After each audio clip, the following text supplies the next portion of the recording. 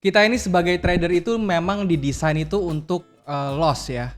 Loh kok bisa seperti itu? Terus bagaimana Bang? Nah dalam video kali ini gue akan jelasin semua tentang step by stepnya, terus logikanya dibalik kenapa gue bilang statement seperti ini dan gue mungkin bisa kasih solusi buat kalian ya. Langsung saja teman-teman di sini. Ups, wow, oke. Langsung saja. Di sini gue akan coba jabarin ya, oke.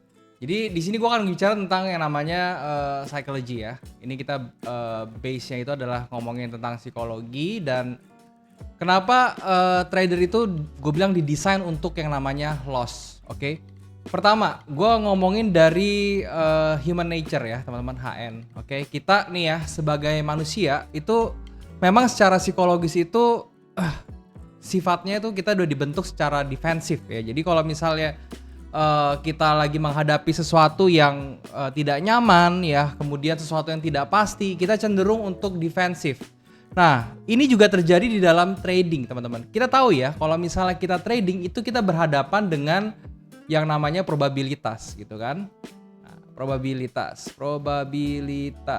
Oke. Nah, di dalam probabilitas ini tentu ada sesuatu yang dipertaruhkan ya, kasarnya seperti itu, yaitu adalah uang.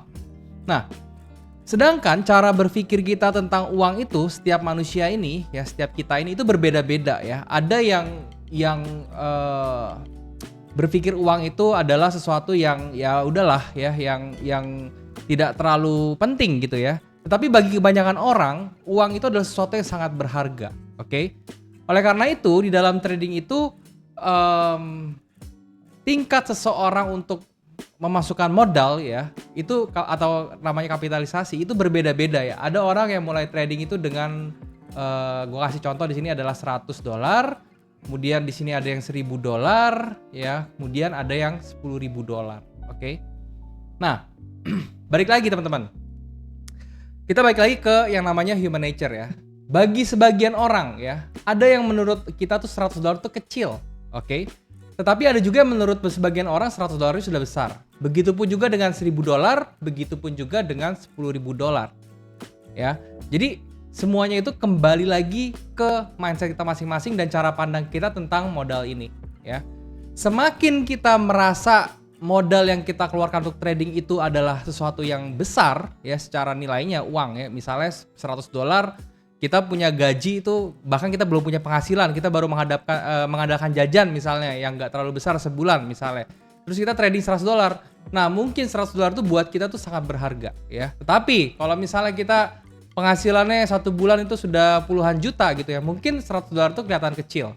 Dan ini akan menjadikan value dari nilai uang ini, modal ini akan menurun.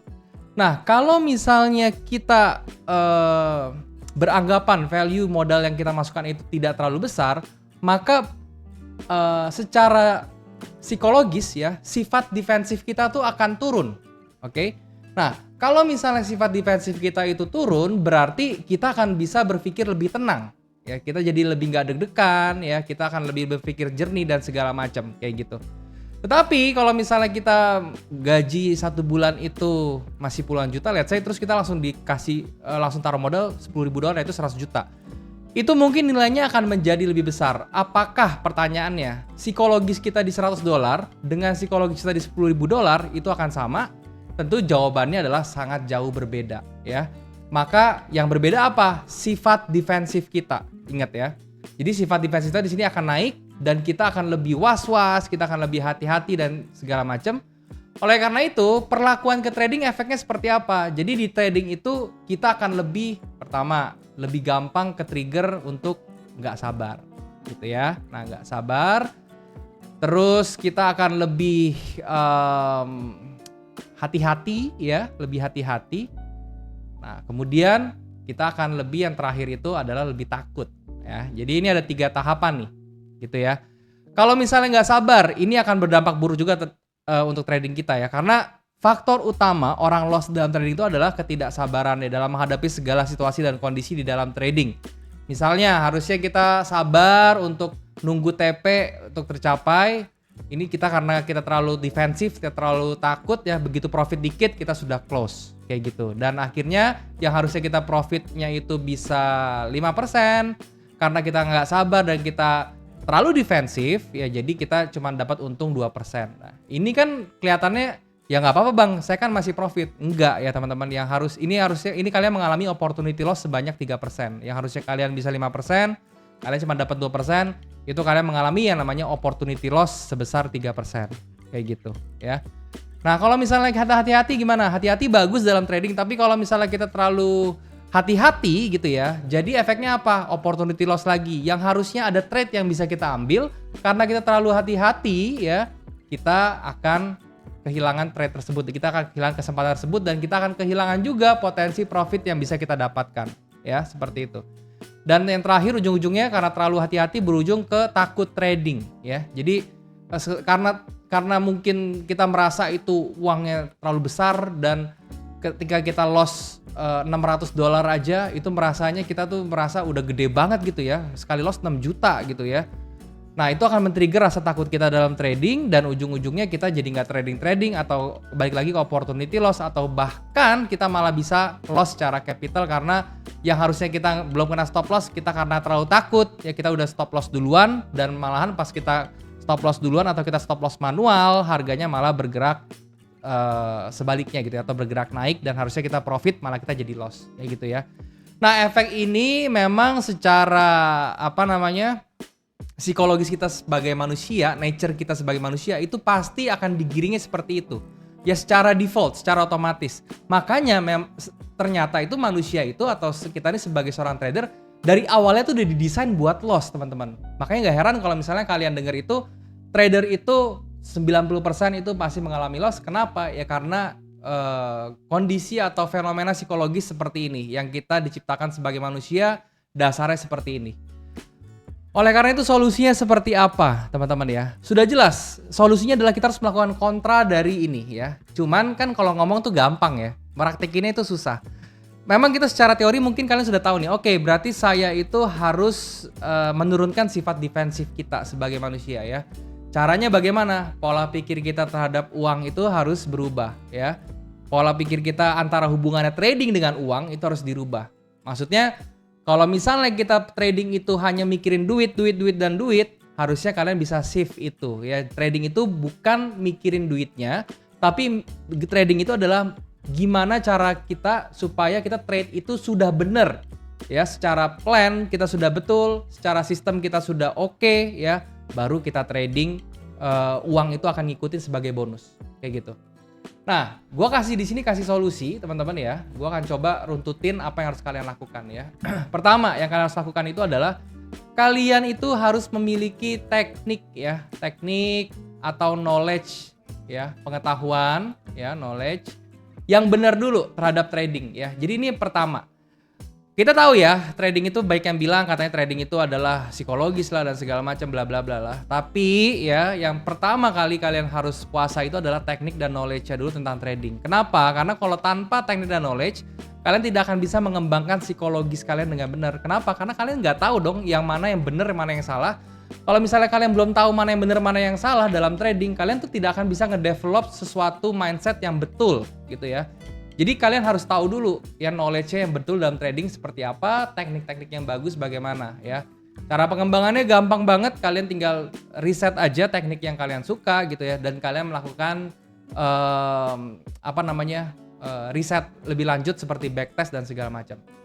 Mungkin kalian pernah dengar ya di luaran sana baru-baru ini di internet ya, ada yang bilang ya trader tuh yang bilang katanya nggak usah backtest lah, katanya backtest tuh buang-buang waktu lah, langsung aja trading segala macam gitu ya. Menurut saya itu bodoh teman-teman ya. Dalam hal ini ya backtest bukan berarti kalian harus backtest selamanya gitu ya, enggak gitu. Backtest itu tujuannya apa sih ya?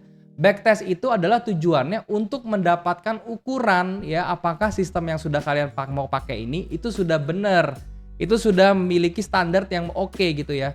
Dan backtest itu nggak mesti sampai setahun, nggak mesti sampai 6 bulan, enggak gitu ya. Backtest itu cuman berdasarkan berapa kali kalian coba, berapa kali kalian tes, bisa 100 kali trade gitu ke belakang. Ya udah, kalian mau selesaiin dalam sehari ya silahkan, kalian mau selesaikan dalam seminggu ya silahkan gitu.